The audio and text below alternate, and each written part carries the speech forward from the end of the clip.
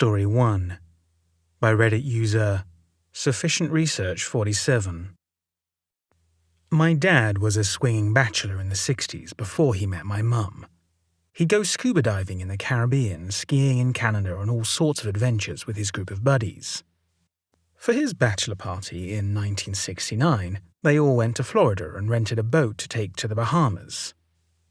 One of his good friends asked if he could bring along a friend of his, who I'll call Jack.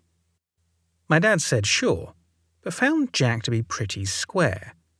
A staunch Republican and a real company man who worked at IBM.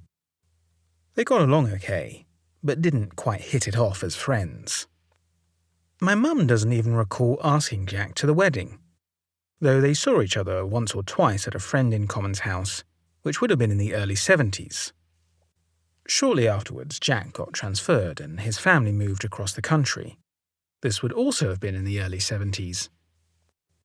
My parents got a few Christmas cards from them over the years, but never reunited or even spoke again, either in person or on the phone. They were definitely not friends and barely meeting the definition of acquaintances at that point. Fast forward to last year, my mum called me, flustered because she had gotten an email from Jack. The email address included his correct spelling first and last name, the last name having an unusual spelling. It was just a sentence or two saying hi, he just wanted to get in touch, and hoped it was not too late. It was signed, Love Jack, which frankly weirded my mum out. I suggested she Google him and try to find his contact info to give him a call and see what it was all about. Maybe dementia. However, when she Googled, she found an obituary dated over a year before the day she had received the email from him. I have a lot of questions, as you can imagine. Several people assured me that Jack's computer must have been hacked. But how did Jack, and hence the hackers, get my mum's email address? They had never spoken, let alone exchanged email addresses, only a couple of Christmas cards 40+ years ago.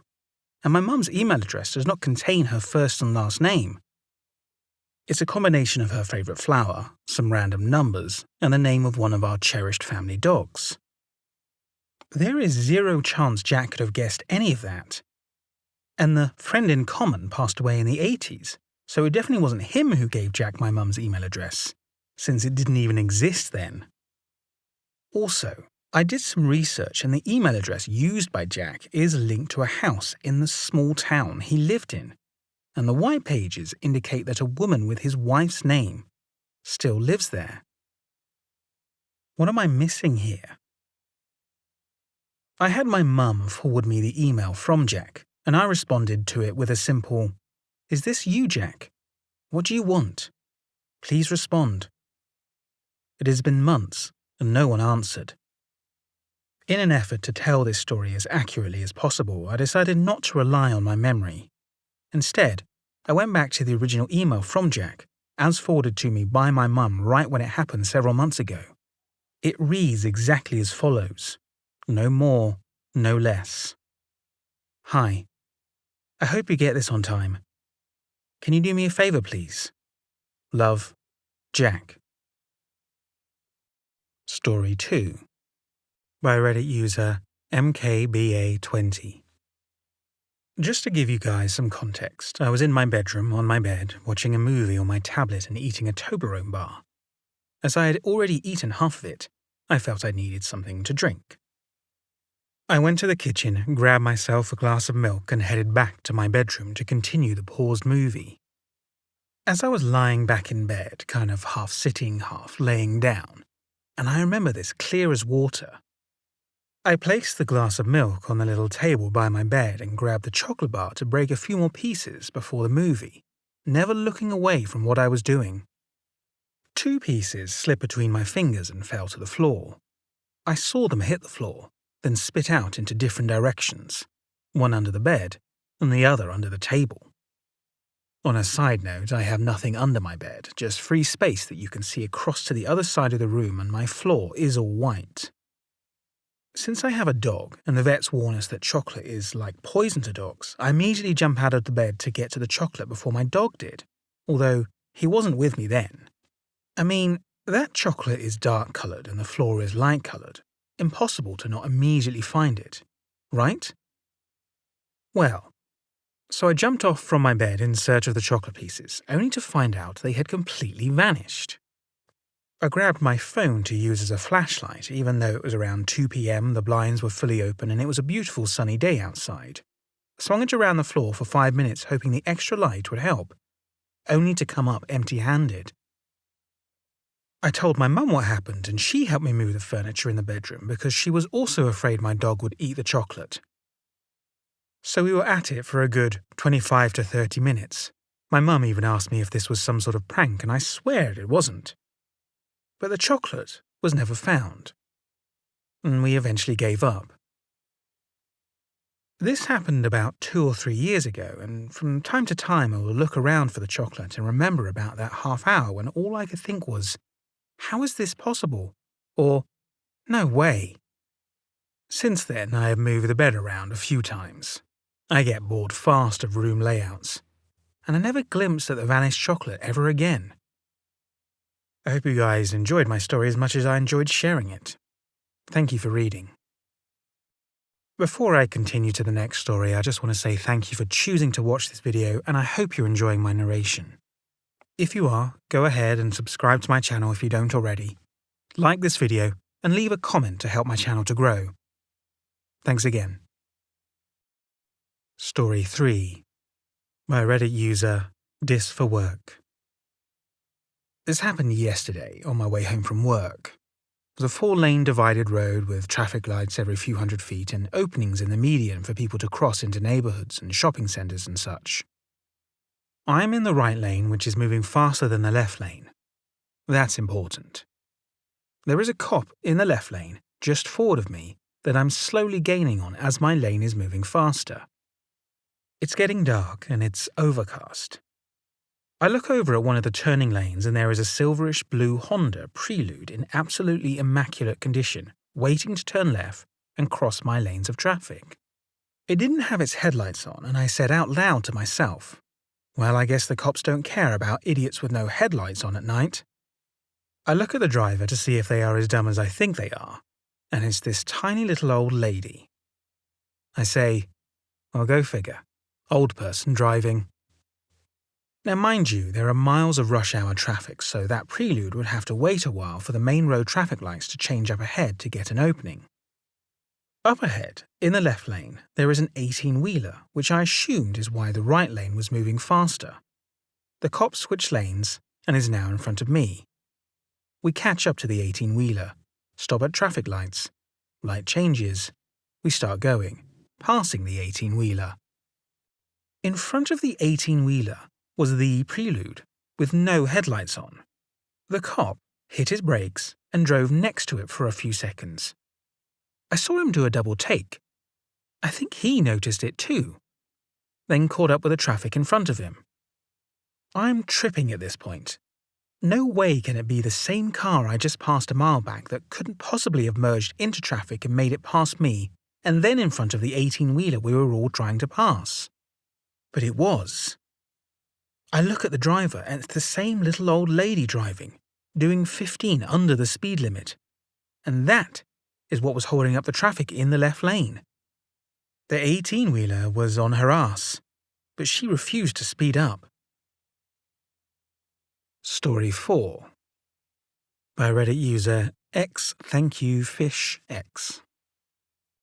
I've never posted this before, but I just feel the urge to share this because it keeps popping back into my head, and maybe it'll help some of you who have experienced similar things.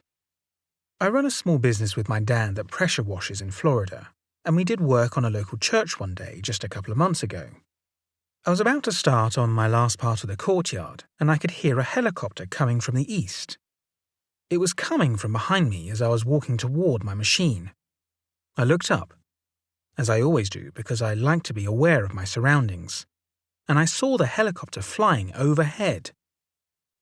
I can't say it was all that unusual in appearance, just looked like a normal helicopter, like one at your local hospital or something similar, although it was a dark colour and didn't have any distinguishable markings that I saw. I watched for a second or two and it was flying normally. As I watched, though, it started to bob up and down, I guess you could say. I quickly would dismiss it as turbulence since I have seen helicopters plenty of times, except this was more like if you ever played a video game where your frames per second are too low, causing some visual lag. It instantly jumped from where it was to a higher altitude and then again instantly, and I mean instantly, to one lower than it had originally started, and then again, over and over, all while continuing forward, until I had to look away. While I had eyes on it, I felt the most awful twisted gut feeling I've ever felt. I even do now while writing this. I literally felt forced to look away from the thing. I can't even describe how weird it felt to watch.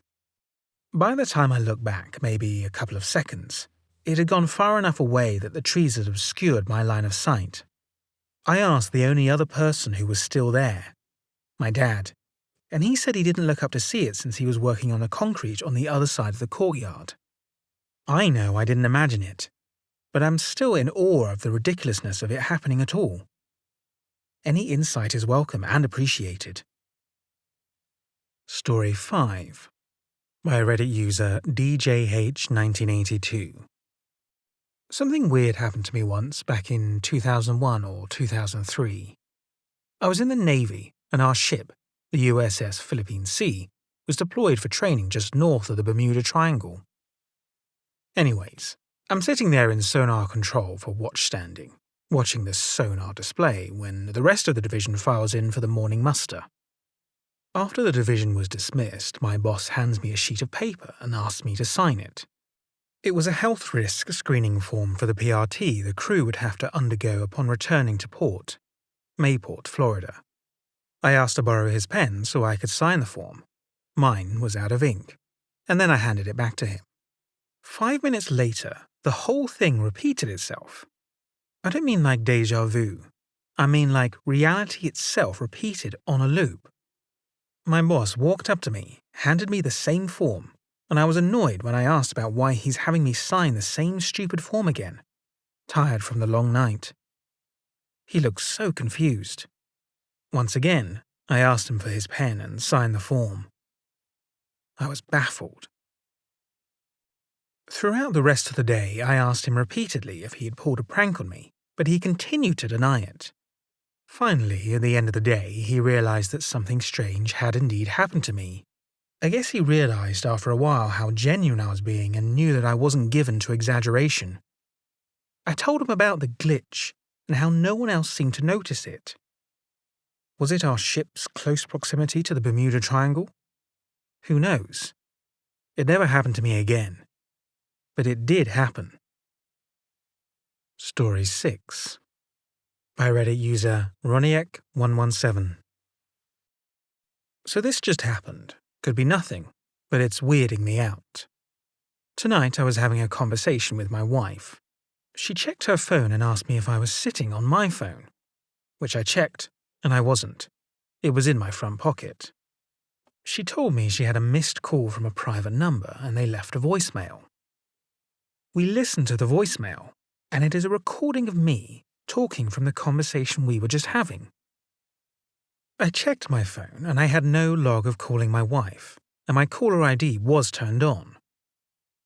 Has this happened to anyone else? It's creeping me out a bit, honestly, because we were literally having a conversation about conspiracy theorists and ghost stories, and I was telling my wife that I think people believe that stuff because it makes life seem less boring, or something along those lines. I told my friends about it, but so far they're just joking with me that an NSA agent is laughing his arse off somewhere, so no help there. Update. We did an experiment by using the Alexa device in our bedroom to call my wife's phone. It worked and showed up as a private number. So, I went back into the living room and started talking. Sure enough, the voicemail picked up my voice just like in the original recording. So we know where the call came from, but it still doesn't explain how the call was made. We were both in the living room together. Not to mention, when you ask Alexa to make a call, it asks, "Are you sure?" And you have to verify before the call is placed. Story 7 by Reddit user Cassis Bassis. I joined this subreddit a couple of weeks ago, and this is my first time posting. I never thought much about this episode below until I read a post earlier where someone dropped a pen and it was nowhere to be found. So it immediately made me remember of a day that my earring fell off my ear, with the nut connected to it. It happened a couple of years ago. I was wearing a really cool pair of earrings, not heavy, very light. One fell out of my right ear. Okay, it happens. I picked it up from my car's floor and put it on the passenger seat and started looking for the earring's nut, and I didn't find it. I took the other earring off and picked the fallen one from the passenger seat, and there it was, my earring, with the back connected. I thought it was odd. Maybe I was just distracted and didn't remember picking up the nut. Didn't think much of it. Fast forward 2 weeks, same earrings, same car, but this time I had a girlfriend with me. It happened again. My earring fell off my right ear and ended up on the floor of the passenger. She picked it up and freaked out and asked me to pull it over. I did, and then she pointed at the back of my earring and shouting, "How is it possible for your earring to fall off your ear and the nut still connected to it? What is going on here?" It was a shock, and I told her it wasn't the first time.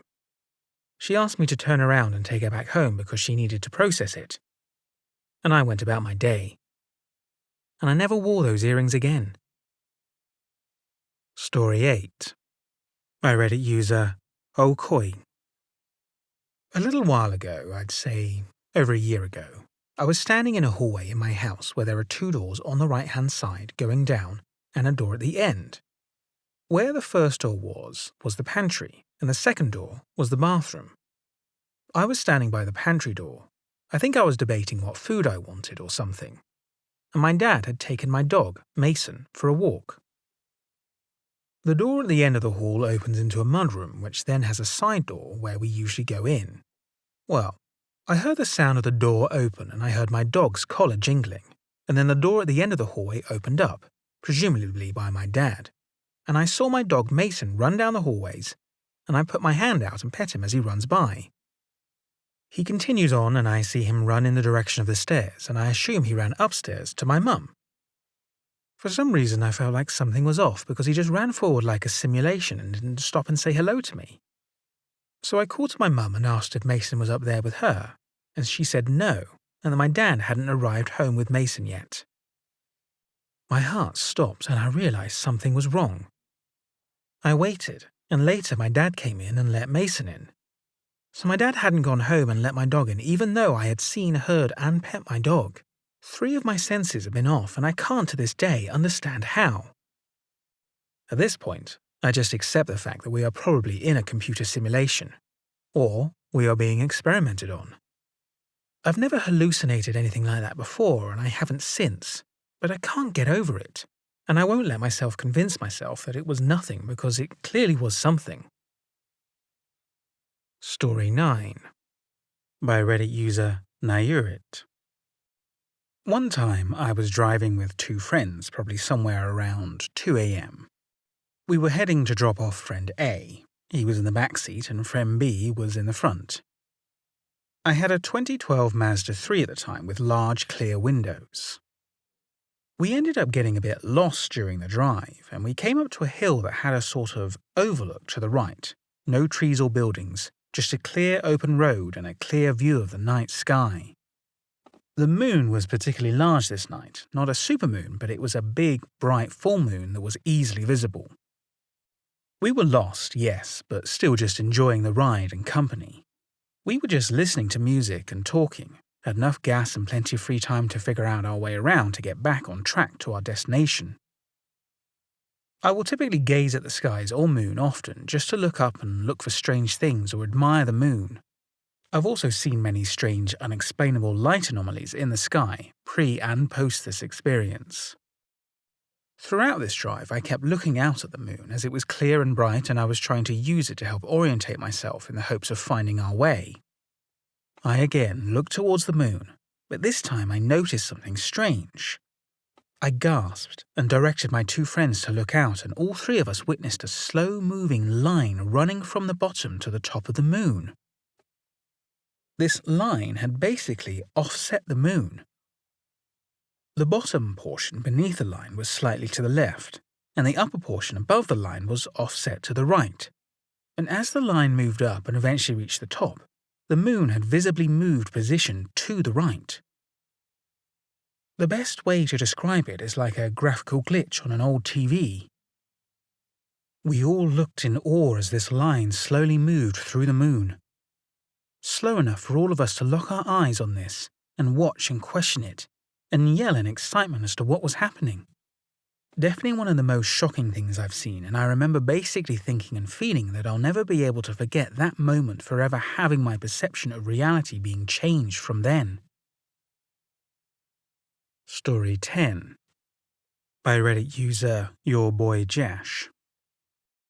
This is my first post in here, so I apologize if it is all over the place. I think this might count as a possible glitch. This happened about a month ago. I currently live in Northern California, and my drive to work normally takes about 27 to 30 minutes.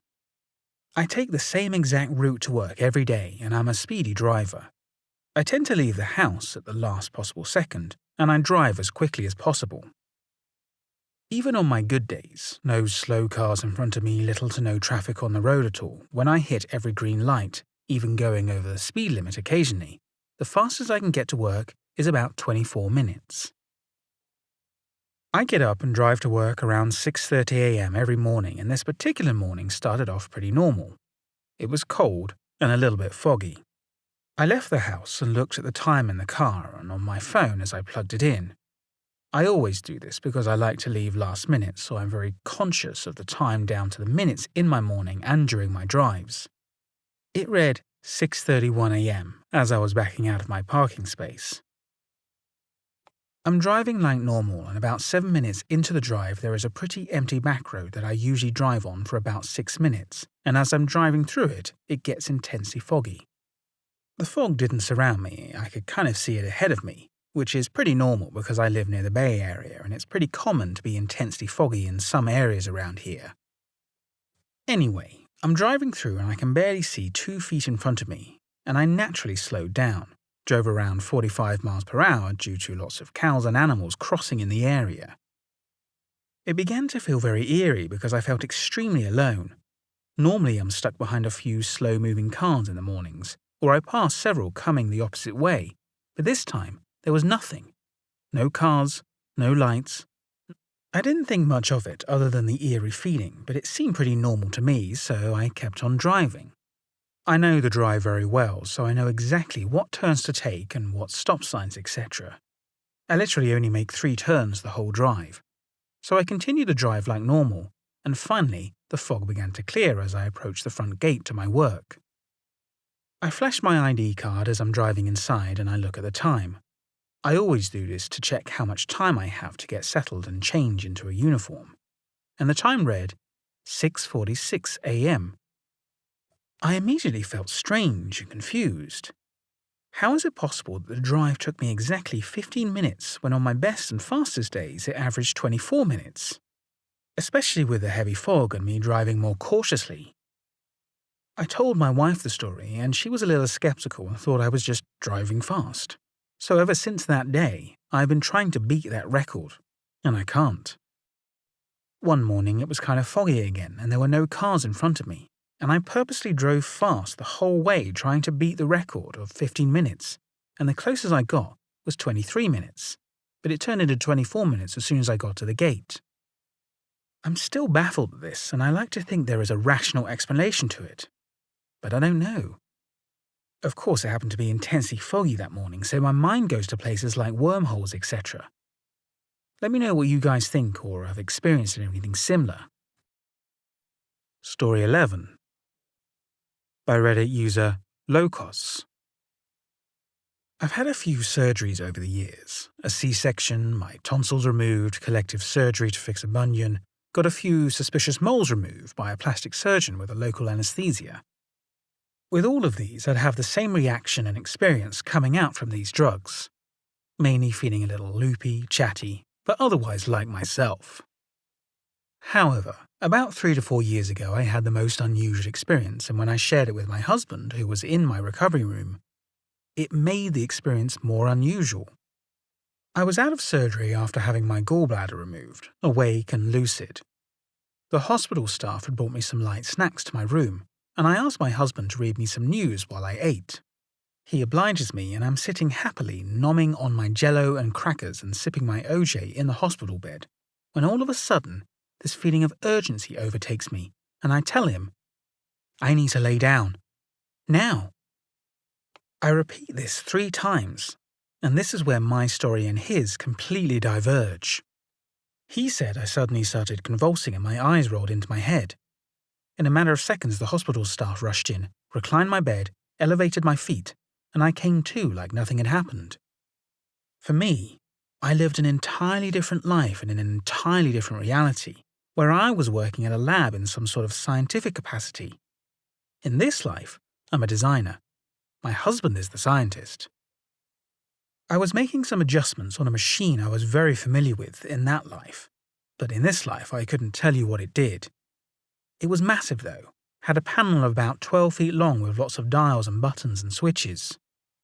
I'd been working on solving this problem for a while, even though I couldn't tell you exactly what that problem was now, only that in that moment I knew it had been a lifetime of research and trials, and getting it right would help a lot of people, possibly even the world. The room was well lit, with large windows letting in a lot of natural light. The floor was made up of a series of grates with panels you could pull up, presumably for maintenance of the vast bowels of the machinery. There was a doorway to my left and right. The room has a slight metallic smell, much like the old server rooms my dad used to take me to at DuPont. My lab coat was unbuttoned because it had been a long day of work. I had finally found the solution and was about to input the final pieces needed to complete my project. I knew lots of people were counting on me, but I also knew there were people who didn't want me to finish this project, as it would tip the scales of power. I had earlier gotten out of a meeting with the president, of what country I couldn't tell you, only that places like the United States and China etc. didn't exist there, and that didn't seem weird to me in the slightest. The president had informed me they were adding some extra guard details to my building to ensure my project wasn't sabotaged, seeing as I was so close to completion. I didn't work for the government, but I had some sort of mutual agreement with them. While there were people in other parts of the building, the room I was in was limited access, and only a select group of people I trusted were allowed to enter. I just signed off on some work one of those trusted people had come in to have me review, and they'd just left the room. I was reflecting on how nice it would be to finally get a little vacation time, a rest from all this work, and spend it with my husband and family.